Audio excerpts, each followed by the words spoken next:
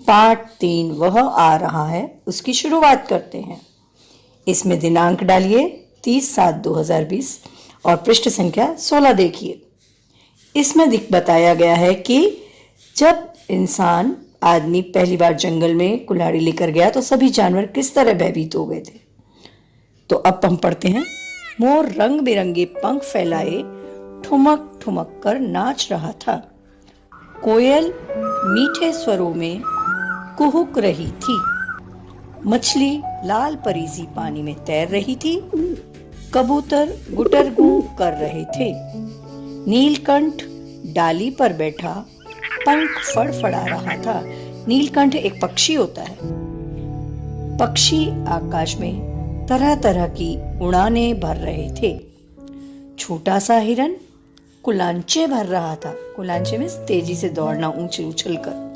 नन्हा खरगोश हरी भरी घास में अटखेलियां कर रहा था, एक तरह से उछल कूद कर रहा था। एक गाय अपने बछड़े को चाट रही थी। तितलियां फूलों पर मंडरा रही थी। अब अगले पृष्ठ पर देखिए। अभी जंगल में मंगल था, पर अब जंगल खामोश था। खामोश मतलब शांत। सब चुप थे। सभी के चेहरों पर उदासी थी। हर आंख में दुख भरा था।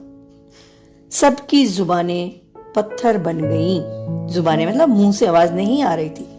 होठ जैसे सिल गए। सभी गुमसुम।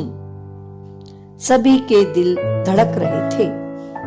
रह रहकर मन में सवाल उठ रहा था। रह रहकर मतलब बार बार, रुक रुक कर।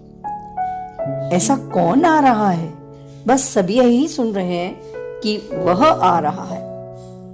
आखिर चंपू हंस से न रहा गया। हंस चंपू उसका नाम है। उसने सोलन हिरन से पूछा, कौन आ रहा है? सोलन हिरन ने गंभीर आवाज में कहा, मतलब थोड़ा शांत होकर, पता नहीं, मुझे तो छोटू खरगोश ने कहा कि वह आ रहा है। उसके आने पर हम सब मारे जाएंगे। पर वह है कौन? पूछा चंपू हंस ने। मुझे पता नहीं, जब से सुना है जान निकल रही है, नहीं आता, क्या करें? बोला सोलन हिरन। चलो छोटू खरगोश से पूछें, कहा चंपू हंस ने। छोटू खरगोश मुंह लटकाए बैठा था, इसका मतलब उदास बैठा था। उसकी आंखों में भी भय समाया था। भय मतलब डर। चंपू हंस ने पूछा, कौन आ रहा है? छोटू खरगोश ने आह भरकर कहा, एकदम दुखी आवाज में, मौत आ रही है।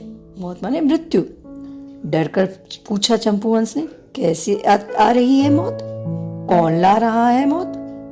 छोटू खरगोश ने कहा, वह आ रहा है, वह ला रहा है मौत। पर वह है कौन?